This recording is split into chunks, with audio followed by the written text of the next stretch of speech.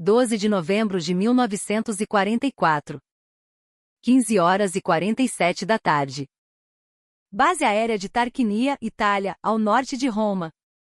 O primeiro sargento especialista João Mão de Ferro da Silva, um soldador de estruturas de 29 anos do primeiro grupo de aviação de caça, primeiro Garca, os famosos Jamboks, está parado diante de um P-47D Thunderbolt matrícula 42, 26.786, com um problema que ninguém sabe como resolver. O problema é simples de descrever, mas aparentemente impossível de solucionar. O avião, uma besta metálica de 7 toneladas carinhosamente chamada de Jug, não consegue atingir sua performance teórica de mergulho e recuperação.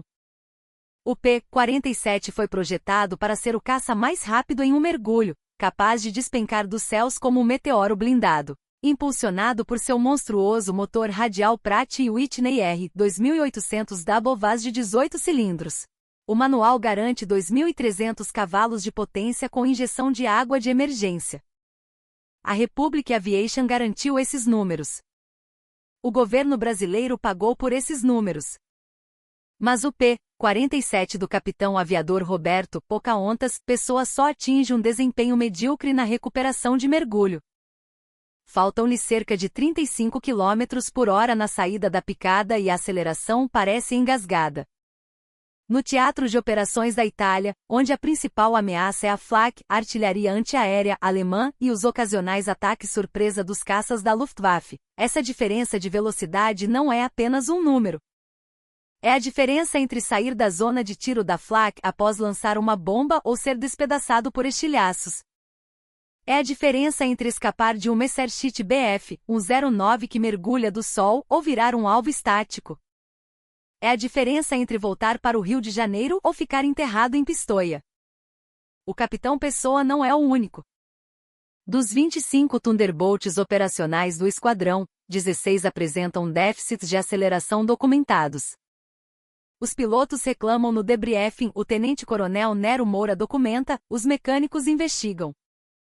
Todos chegam à mesma conclusão: o problema não está no motor. Os testes de compressão dos cilindros estão perfeitos. A mistura de combustível está ótima. O turbocompressor General Electric está uivando dentro das especificações. O motor R2800 está entregando cada um dos seus 2.000 cavalos brutos. A potência está lá. A velocidade não. João Mão de Ferro não é engenheiro aeronáutico formado pelo ITA. Ele não tem diploma universitário em física.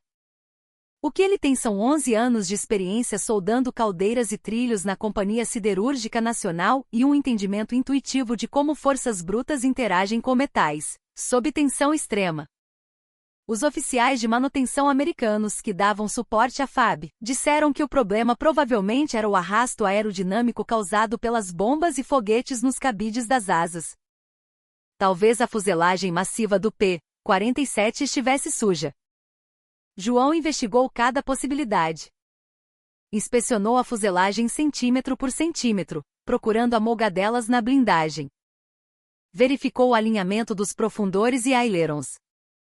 Poliu as entradas de ar do radiador de óleo. Encontrou pequenas imperfeições, corrigiu-as e o avião foi testado novamente. Resultado: melhoria insignificante. O déficit permanecia letal. Então, João começou a olhar para onde ninguém mais olhava. A hélice.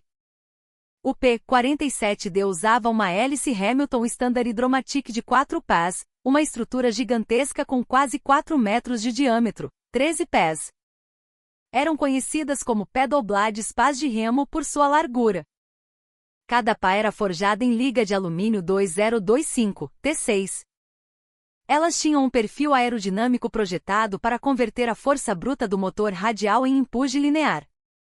Mas João percebeu algo que os engenheiros da Hamilton Standard, no conforto dos Estados Unidos, talvez não tivessem considerado para o inverno italiano. As especificações foram calculadas para condições ideais. Mas nos mergulhos vertiginosos que os brasileiros faziam para atacar pontes e comboios no Vale do Pó, a ponta daquelas hélices gigantescas estava girando a velocidades insanas. João calculou: a 2.700 rotações por minuto no mergulho, a ponta da hélice de 4 metros se movia a quase 1.000 pés por segundo. No ar frio e denso do inverno europeu, isso estava perigosamente perto da velocidade do som. As pontas das pás estavam criando ondas de choque transônicas, gerando uma resistência arrasto massiva que agia como um freio aerodinâmico invisível, impedindo o motor de entregar toda sua força. A teoria de João: se ele pudesse reduzir o ângulo de ataque, o passo, apenas na ponta das pás em cerca de 2 a 3 graus, elas cortariam o ar com menos resistência nessas velocidades extremas, permitindo que o motor respirasse e o avião acelerasse. A teoria era sólida. O problema era a execução. As pás da Hamilton Standard eram alumínio temperado e endurecido. Não podiam ser dobradas. Qualquer tentativa de mudar sua forma a frio as quebraria ou criaria microfissuras que resultariam em falha catastrófica. E uma hélice de 4 metros explodindo a 2.700 rotações por minuto arrancaria o motor do chassi e mataria o piloto instantaneamente. João levou sua ideia ao tenente-coronel engenheiro responsável pela manutenção. A resposta foi a esperada. Sargento, você está sugerindo pegar um maçarico e entortar uma hélice certificada de fábrica? Isso é loucura. Primeiro, não temos fornos de precisão aqui na lama de Tarquinia. Segundo, se essa hélice falhar, perdemos um piloto. Terceiro, o comando aéreo aliado vai nos levar à corte marcial. João não discutiu. Apenas usou o famoso jeitinho e pediu permissão para testar sua teoria em uma hélice danificada por estilhaços de flak, que já estava condenada ao lixo. O oficial hesitou, olhou para os relatórios de perdas recentes e autorizou o teste, com uma condição: faça escondido na oficina e se explodir, a culpa é sua. 14 de novembro de 1944. 8h12 da manhã. João recebeu uma pá de hélice Hamilton Standard condenada. Ele a inspecionou. Comprimento imponente e perfil robusto. Ele precisava reduzir o ângulo de passo na ponta de 22º para 19º. Para fazer isso com alumínio 2025 T6, ele teria que aquecê-lo até um ponto crítico onde o metal perde a rigidez temporariamente, mas não sua estrutura molecular. O alumínio tem um ponto doce traçoeiro. Abaixo de 300 graus Celsius, ele quebra-se forçado. Acima de 450 graus Celsius, ele perde a têmpera e vira manteiga inútil. Entre 350 graus Celsius e 400 graus Celsius, existe uma janela de alguns minutos onde a mágica acontece. João não tinha forno industrial. Ele tinha um maçarico de acetileno, um pirômetro óptico emprestado e seus olhos treinados nas forjas do Brasil. Ele construiu um gabarito de aço para segurar a pá. Marcou com giz a área da ponta, o último metro da lâmina. Acendeu o maçarico. A chama azul rugiu a 3.100 graus Celsius. João não apontou a chama diretamente, ele a dançou sobre o metal, varrendo a superfície em padrões circulares hipnóticos, aquecendo o alumínio de forma gradual e uniforme. Ele checava o pirômetro obsessivamente. 280 graus Celsius. Frio. 310 graus Celsius. Quase. 365 graus Celsius. Agora. João largou o maçarico e agarrou uma chave de torção gigante, com uma alavanca de 1,5 metro que ele mesmo soldara. Encaixou na ponta da pá e aplicou pressão. O alumínio quente, normalmente rígido como aço, cedeu como uma borracha dura. João monitorava o ângulo com um goniômetro. 1 grau. 2 graus. 3 graus. Ele segurou a tensão, suor escorrendo pela testa apesar do frio italiano. Manteve a posição por 40 segundos para o metal memorizar a nova forma. Depois iniciou o resfriamento controlado. Se esfriasse rápido demais, o metal estalaria. Ele usou ar comprimido suave, baixando a temperatura degrau por degrau durante 10 minutos angustiantes. 11h37 da manhã. A pá estava fria. João fez o teste de líquido penetrante. Nenhuma fissura. Nenhuma rachadura. O ângulo estava em exatos 19,1 graus. O tenente-coronel autorizou o teste de resistência, girar a pá em uma bancada de teste improvisada acima da rotação máxima. A pá aguentou forças centrífugas brutais sem vibrar. João havia domado o metal.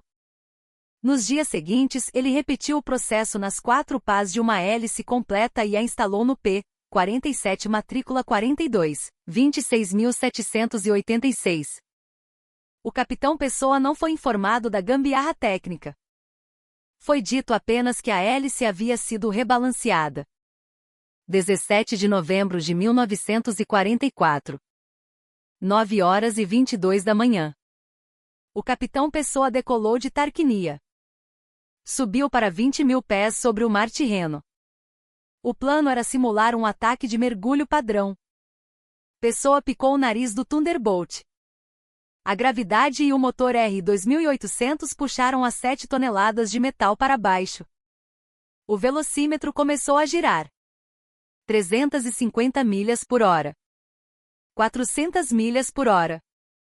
Normalmente, o avião começaria a vibrar e a travar, aerodinamicamente ao redor de 450 milhas por hora. Mas hoje não. O P-47 continuou acelerando liso como seda.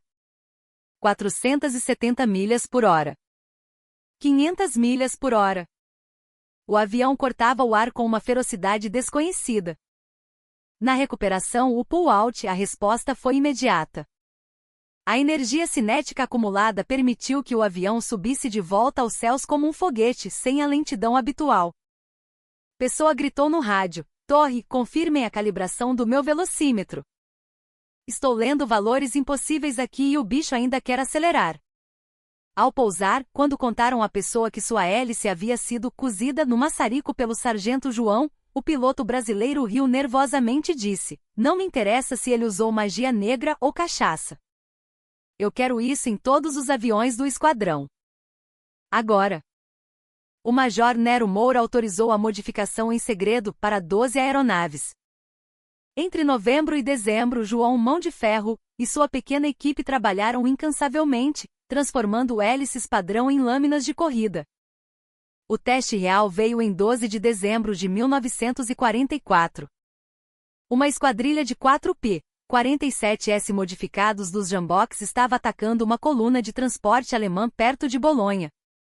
Após lançarem suas bombas, foram surpreendidos por 6 caças alemães Focke-Wulf-FW-190 que mergulharam das nuvens, buscando a vantagem de altura e velocidade. Em condições normais, os P-47S pesados e baixos estariam em desvantagem crítica. Os alemães esperavam que os brasileiros tentassem virar em círculos defensivos, Luftwaffe Circle. Em vez disso, o líder da esquadrilha ordenou: "Pau na máquina. Mergulhar e estender." Os pilotos brasileiros empurraram as manetes para a potência de guerra WEP e picaram em direção ao solo. Os FW-190 alemães tentaram perseguir. Mas as hélices modificadas de João morderam o ar com eficiência brutal. Os P-47S atingiram velocidades transônicas em segundos, deixando os caças alemães para trás, incapazes de acompanhar aquele mergulho suicida. Ao nivelarem rente ao solo, usando a energia tremenda do mergulho, os brasileiros não fugiram. Eles usaram a velocidade extra para fazer uma manobra de zoom clean subida vertical balística, ganhando altitude novamente num piscar de olhos e caindo atrás dos alemães surpresos. O caçador virou caça. Resultado do combate: 2 FW-190 abatidos, 4 fugiram. Nenhum P-47 perdido. O relatório de combate chegou ao comando aliado. A engenharia americana em Whitefield, Ohio, ficou horrorizada. Eles emitiram um memorando urgente condenando a prática de modificação térmica de campo não certificada, alegando riscos de fadiga de material desconhecidos. Eles pediram 18 meses para estudar o caso. O comandante do grupo de caça no teatro de operações leu a recomendação, amassou o papel e respondeu: "Enquanto vocês estudam metalurgia em Ohio, meus mecânicos brasileiros estão entortando hélices e salvando vidas na Itália." Se quiserem que paremos, venham aqui pessoalmente e digam isso aos pilotos que voltaram para casa hoje graças a esse maçarico.